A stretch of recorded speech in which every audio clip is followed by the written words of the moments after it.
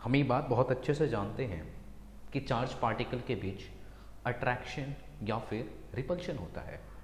Positive positive charge particle के बीच repulsion है ना, नेगेटिव नेगेटिव चार्ज पार्टिकल के बीच रिपल्शन। लेकिन पॉजिटिव नेगेटिव चार्ज पार्टिकल है तो वहाँ पे अट्रैक्शन होगा।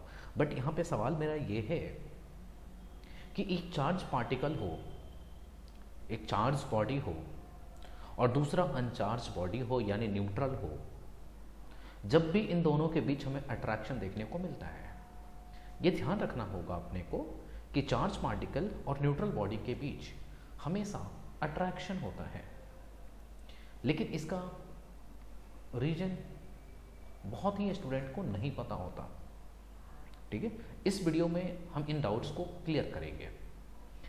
अब बात को समझो। आप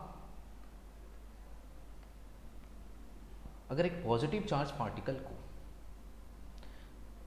एक न्यूट्रल बॉडी के पास ले आते हो, ठीक है, एक पॉजिटिवली चार्ज पार्टिकल को जब एक न्यूट्रल बॉडी के आप पास में ले आते हो तो ये बॉडी हो जाती है पोलराइज्ड।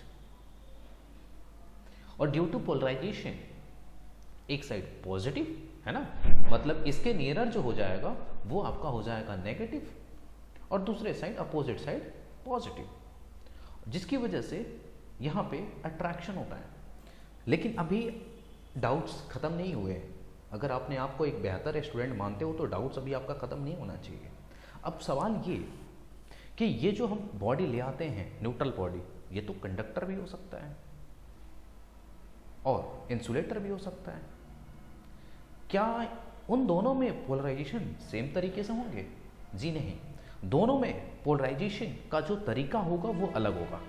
ठीक है, देखते हैं कैसा होगा। तो देखो, ये इंसुलेटर है और इंसुलेटर में पोलराइजेशन कुछ इस तरीके से होंगे, जबकि इंसुलेटर है, ठीक है, तो पोलराइजेशन फिर आपका कुछ इस तरीके से होगा। तो इस बात का ध्यान रखना है। अगर कोई न्यूट्रल बॉडी है ना, अगर किसी कोई चार्ज बॉडी उसके पास ले आते हो तो फाइनली वो हो जाती है पोलराइज्ड, और ड्यू टू पोलराइजेशन है ना, वो जो भी चार्ज बॉडी उसके पास में होती है उसके साथ अट्रैक्शन होता है उसका। लेकिन कंडक्टर और इंसुलेटर में पोलराइजेशन डिफरेंट वे में होते हैं।